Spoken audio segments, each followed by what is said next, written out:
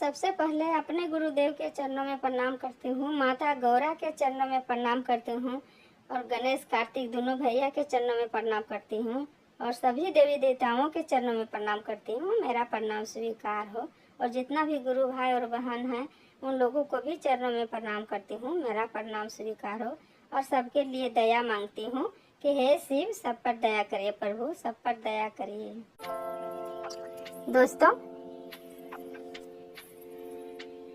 मनुष्य के बच्चा क्यों नहीं बोलने लगता है और जानवर के बच्चा, पशु के बच्चा क्यों पैदा लेते ही बोलने लगता है, चलने लगता है अपना पैर से। इसी के आधारित एक शिव चर्चा की कथा है। दोस्तों, शुरू से अंत तक जरूर सुनिएगा और अच्छा लगेगा लाइक कर दीजिएगा, शेयर कर दीजिएगा और कमेंट में हर हर महादेव जरूर लिखिएगा। दोस्तों, एक दिन के बात है।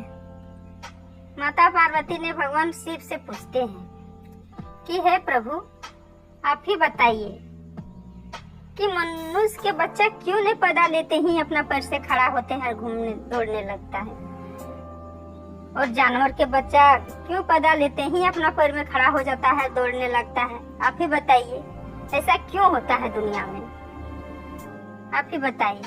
तब भगवान भोलेनाथ बोलते हैं कि पार्वती, अब अच्छा सवाल की हो।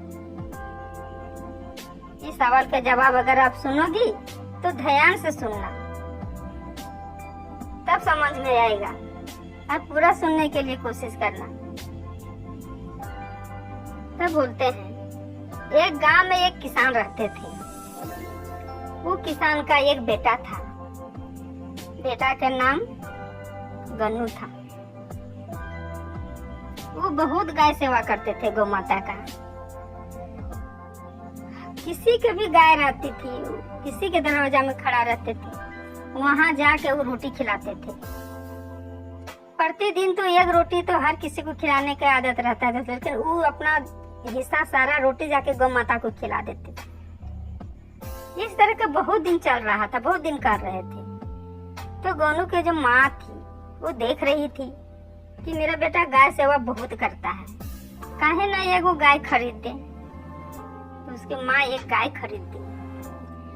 तो गोनू था, वो अपना माँ को खरीदा हुआ गाय को पूरा सेवा करने लगा, गौ माता को। प्रतिदिन उसका धोना पोछना, उसका चारा खिलाना, हरे हरी घास लाके खिलाना, बहुत कुछ करते थे। और हर दिन का अपना हिस्सा का रोटी, सारा रोटी गौ माता को खिला देते थे। कुछ दिन बीता तो उसकी माँ कहती है कि बेटा, अब तुम अकेले कितना करेगा गौ माता का सेवा, अब शादी कर लो। अब हम लोग भी बूढ़ा बूढ़ी हो गए हैं, तो आप शादी कर लो, अच्छा रहेगा। तब गन्नू बोलता है कि नहीं माँ, हम नहीं शादी करेंगे। पता नहीं कैसे आ जाएगी, गौ माता को सेवा करेगी कि नहीं करेगी, कैसा इसका साथ कैसे व्यवहार करेगी। नहीं नहीं, हम शादी नहीं करेंगे। फिर उसकी माँ समझाती है कि नहीं बेटा, शादी करना बहुत जरूरी होता है। शादी नहीं करेगा तो घर कैसे बसाएगा, हम लोग कितना दिन रहेंगे, तो शादी कर लो। तब कुछ दिन के बाद उनका शादी हो जाता है और उनका पत्नी के नाम नंदनी रहता है। तो जब दोनों अपना गौ माता को सेवा कर रहे थे तो नंदनी को देख देख के बहुत गुस्सा आ रहा था। प्रतिदिन वही चीज देख रही थी कि कहीं कुछ करने नहीं जा रहा है, सिर्फ गौ माता को सेवा कर रहा है, तो ऐसे कैसे होगा। तो एक दिन बोलते हैं नंदनी अपना पति से कि जाइए, मेरा पैसा दीजिए या तो कुछ ला दीजिए, हमको पूरा मतलब अपना सोना चांदी जो है झुमका उनका बोल दी कि ला दीजिए या तो पैसा दीजिए। तो गोनू जो था तो वो कुछ कमाने नहीं जाता, गौ माता की ही सेवा करते थे पूरा। दोस्तों, गौ माता में कहा जाता है कि 33 कहा जाता है कि होता है गौ माता के ही 33 कोटि के देवी देवता वास रहते हैं। तो गौ माता के जो सेवा करता है, समझे सब देवी देवता के ही सेवा हो जाता है। तो गोनू अपना गौ माता को सेवा कर रहे थे। वो बेचारा उतना उनका पास ज्ञान नहीं था, लेकिन वो जान रहे थे कि एक जीव है, इनको हमको देना है, खिलाना है, दूध भी देती है, इनका दूध भी हम पीते हैं, उनकी सेवा कर रहे थे। लेकिन उनका पत्नी नहीं समझ रही थी। जब ये नहीं खरीद के ला दिया, पैसा नहीं दिए, तब नंदनी जो थी वो दिमाग चलाने लगी कि अब हम क्या करें, देखते हैं तो ये बच्चा है, बछड़ा को ही हम बेच देंगे और इसी से हम अपना सोना चांदी खरीद लेंगे। जैसे गनु गया गाय माता के चारा लाने के लिए, घास लाने के लिए, तब तक ये कहा कि नंदनी कि जो गाय के बच्चा था बछड़ा, उसको खोल दी तो दौड़ के चला गया, बेच दी। जब वो घास लेके आया गनु, पूछता है अपना पत्नी से कि कहाँ है गाय का बच्चा, कहाँ है बछड़ा, कहाँ है। नहीं बताई, बेच दी। उसके बाद वो अपना रख ली पैसा, बाद में अपना सोना चांदी खरीद ली। गौ माता सब देख रही थी, लेकिन बेचारी वो बोल नहीं पा रही थी। मेरा बच्चा के साथ ही क्या की है, कहाँ मेरा बच्चा को भेज दी है, पठा दी है। गौ माता कुछ नहीं बोल रही थी, लेकिन बहुत छिटपिटा रही थी। कुछ दिन के बाद फिर गौ माता जब उनका बच्चा होने वाला रहा, फिर से गर्भवती हुई, तब सोची गौ माता कि अब हम क्या करें। अब फिर से अगर हम यहाँ बच्चा देंगे तो फिर मेरा बच्चा को बेच देगी, रहने नहीं देगी। और गौ माता चली गई जंगल कि हम जंगल में ही रहेंगे, वहीं बच्चा को पैदा करेंगे ताकि मेरा बच्चा मेरा साथ रहेगा। और वही की चली गई गाय जंगल, पूरा घरघोर जंगल के भीतर में रहने लगी। खेत था, जगह दूर में जाके रहने लगी, उधर ही रहती थी, उधर ही खाती थी।